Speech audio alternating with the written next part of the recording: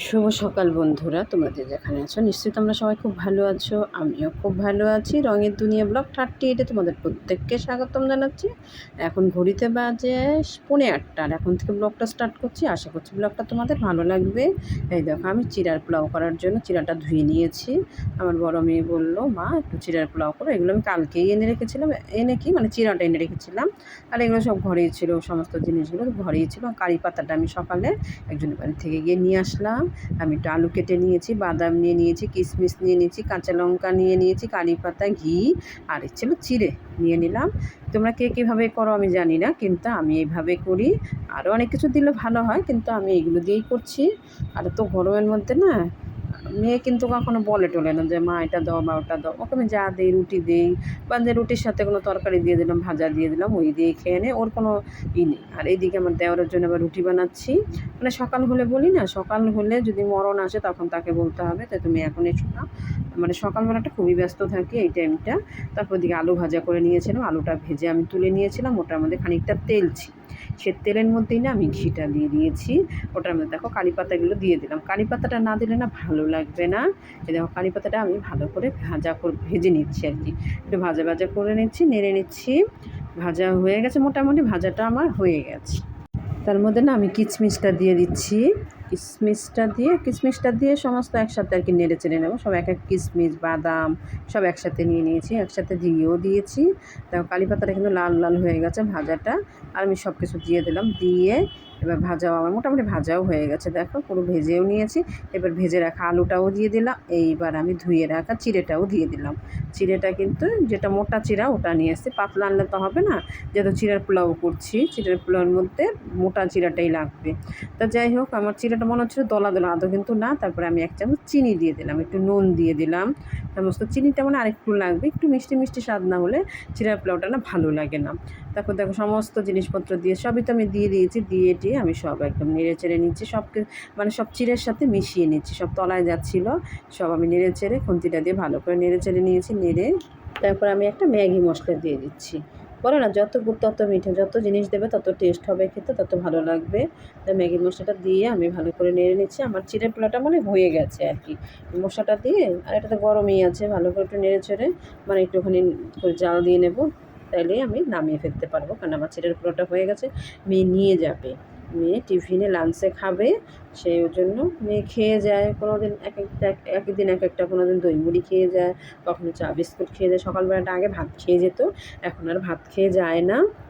কখনো সকালে রুটিও করে দেয়, ডিমের অমলেট করে দেয়, এক এক সময় এক একটা। যাই হোক, যেটাই করে সকালবেলা খেয়ে যায়। আর টিফিনটা ওই জন্য একটা আমি ভারী টিফিন দিই, যেটাই দিই না কেন একটু ভারী টিফিন দেয়। তারপর বক্সটা নিয়ে নিলাম, টিফিন বক্সটা মেয়ের জন্য আগে দিয়ে দিচ্ছি, কারণ আমাদেরটা পরে হলেও হবে, মানে আমাদেরটা সবারটা তো হয়ে গেছে। আমার ছোটো মেয়ে আবার খায় না, ছোটো মেয়ে আবার চিড়ের পোলাওটা খেতে চায় না। আমাদের রাজ খায়, সাথে খাবে আমি, মানে আমরা আরও 3 জন খাবো। এই দেখো পুরো বাদবাকিটা এবার কী করবো, আমি এবার হয়ে গেছে যে তোরটা দিয়ে দিয়েছি, এবার ঢাকা দিয়ে রেখেও দিলাম, কারণ এখন তো সবাই খাবে না। খাওয়ার মধ্যে আমরা 2 যা খেয়ে নেবো। আমাদের 3 জনেরটা আর কি নিয়ে নিয়েছি। আমি চাও নিয়ে নিয়েছি, চা 2 যা চা আর খেয়ে নেবো, চিড়ার পোলাওটা খেয়ে নেবো। কারণ একটু গরম গরম চিড়ের পোলাওটা না গরম না খেলে ভালো লাগে না, আবার ফের গরম করতে হবে, তার চেয়ে খেয়েই নিই, খেয়ে ঝামেলাটা মিটিয়ে নিই। তারপরে এদিকে আমার সাথে আমি দুজনে মিলে খেতে বসে গেলাম, আর রাজেরটা রেখে দিলাম। আর আমার মেয়ে উঠলে পরে এবার কত ঘুমাচ্ছে, যেহেতু ওদের ছুটি চলছে এখনে, এবারে উঠবে, ওঠার পরে এবার কী খাবে জানি না। তা যাই হোক, কিছু একটা তো খাবেই। তা এবার ওইদিকে দেখো আমরা দুজনে আবার গল্প করছিলাম আর খাচ্ছিলাম সকালবেলাটা। ভিডিওটা ভালো লাগলে একটা লাইক করতে ভুলবে না। যারা চ্যানেলটাকে সাবস্ক্রাইব করোনি প্লিজ করে দিও, পাশে থাকা বেল আইকন অল করে দেবে, নোটিফিকেশন তোমাদের কাছে সবার আগে পৌঁছে যাবে। তারপর দেখো আমি কী করছি, এই যে দেখো সজনের ডালটা নিয়ে চলে আজকে ভাবছি আমি আজকে লাগাবো। প্রতিদিনই ভাবি সকালে চলে গেলে ভাবি কি বিকেলবেলা লাগিয়ে দেবো, কারণ আমার বন্ধু বলেছিল যে বিকেলবেলা লাগালে পরে ভালো হবে। আমি তো যাই হোক, আজকে রোদ হোক যাই হোক, এখন আমি লাগাবো, কারণ লাগানো আর হচ্ছে না। আর এই গাছটা তো একদম শুকনো হয়ে গেছে। তারপরে এইখানটা না আমাদের পেঁপে গাছ ছিল আগে, আর গাছে দেখো চতুর্দিকে খালি গাছ আর গাছ। আর সবথেকে বেশি হলো তুলসী গাছে গাছে বাড়িতে ভর্তি। সবাই বলে শুনি যে যে বাড়িতে তুলসী গাছ থাকে সেটা হলো মন্দির।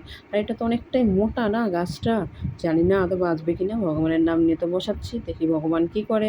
একদম শুকিয়ে মানে রসকস কিছু নেই, আর এত রোদ এত গরম না, এটা থাকে নাকি। 15-20 দিন হয়ে গেছে, 20 দিন ধরে ডালটা পড়ে আছে, করি না আজ না কাল, কাল না পরশু। তারপর আমার সমস্যা হয়ে গেছিলো, সেই জন্য লাগাতে পারিনি, ওই জন্য আরও পিছিয়ে গেল। আর নাহলে ভেবেছিলাম যেদিন নিয়ে আসছিলাম পরের দিনই লাগিয়ে দেবো, তার হলো না। তাই এবার কী করার জানি না, যদি বাঁচে তো খুবই ভালো। ভগবান তাহলে সহায় আছেন আমার উপরে, জানি না। আমি ভগবানের নাম নিয়ে ওকে লাগিয়ে দিলাম। দেখো পুরো মাটি টাটিও চেপে চেপে দিয়ে দেবো। এখানটা না ইটে ভর্তি ছিল, ইটগুলো সরিয়ে না আবার মাটিটা এখানে মাটিটা মোটামুটি খারাপ না, এখানে মাটিটা মোটামুটি ভালো। কিন্তু আমাদের বাড়িতে কিন্তু জায়গা আছে প্রচুর, জায়গা থাকলে কী হবে, অতটা মাটিটা অতটা ভালো না। তবে যাই হোক, এখানে মাটিটা ভালো বলেই এখানে লাগিয়ে দিলাম সজনা গাছটা। আর আমার বন্ধু আবার বললো যদি না বাঁচে তাহলে আবার আবার দেবে সে। এই দেখো এই দুটো ডাল না আগে দিয়েছিল, এই যে ডাল দুটো, এই দুটো আগে দিয়েছিল। তারপরে দেখো আমি ভাবছি কি, এই দেখো এখানে ফুল টুল ফেলানো হয়, পুজোর ফুল বাড়িতে মানে জঙ্গলে ভর্তি হয়ে গেছে। কিছুদিন আগে কিন্তু আমার দেওয়ার পরিষ্কার করলো, মানে পরিষ্কার করে আর রাখা যাচ্ছে না। সে যাই হোক, এখানে জবা ফুল গাছটা, তো এই গাছটার তলাতেই আমি সমস্ত ফুলগুলো ফেলে দিই।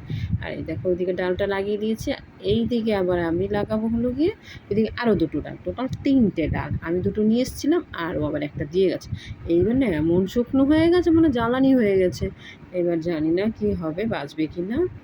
বাঁচলে তো খুবই ভালো।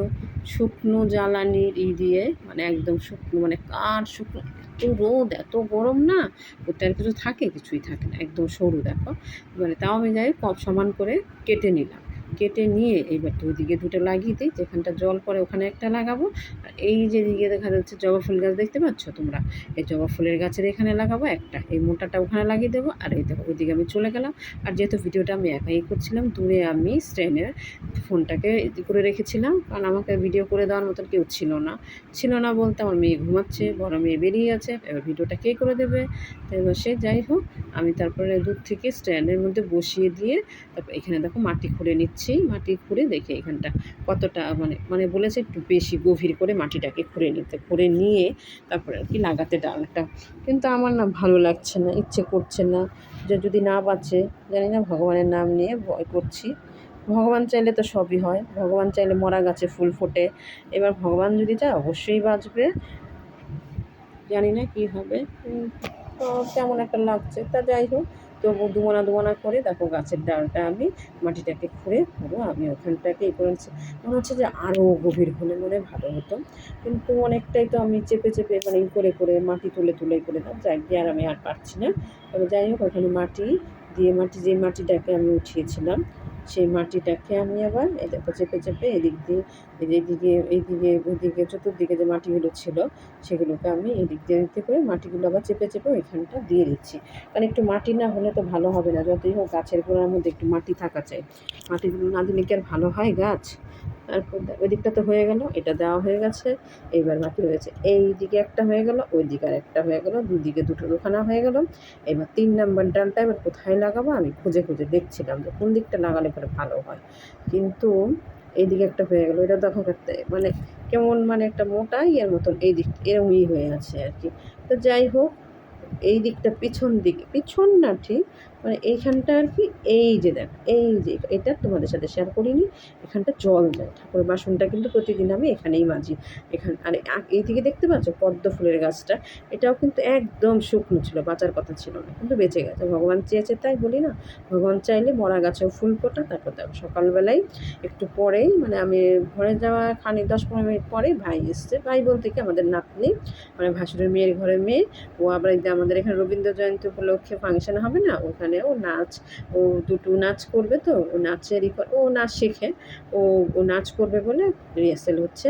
সেই কারণে দেখো ওই যে খুকু বসে আছে আমাদের, এটা হলো বড় মেয়ে বলতে মেজো ভাসুরের মেয়ে।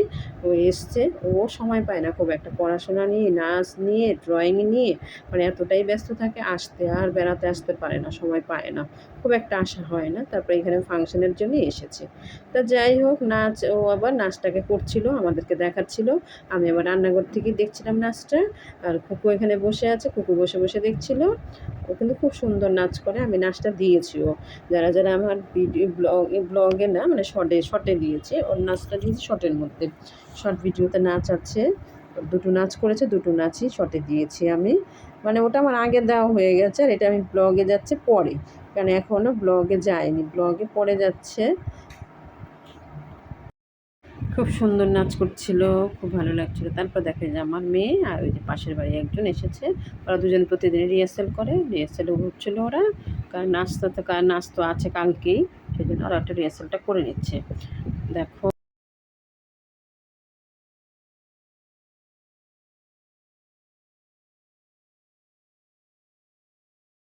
তারপরে দেখো সবাই এবার কালকে কি গয়না টয়না পরবে, শাড়ি টাড়ি সব খবর বন্ধন নিয়ে এসছে, এগুলোকে সব একত্রে করছে, কে কোনটা পরবে। দেখো এরা সব নাচ করবে, নাটক করবে, সব আমাদের ঘরে এই করছে সবাই, মানে সবাই গুছিয়ে রাখছে কালকের জন্য, কালকে যেহেতু অনুষ্ঠানটা আছে সে কারণে সবাই গুছিয়ে টুছিয়ে নিচ্ছে, মানে কে কোনটা পরবে সব দেখে টেকে নিচ্ছে। শাড়ি টাড়িগুলো সব ম্যাচিং করা হয়ে গেছে, ব্লাউজ টাউজ সমস্ত রেডি করা। আজকের ভিডিওটা এখানে শেষ করলাম, দেখা হবে পরবর্তী ভিডিওতে।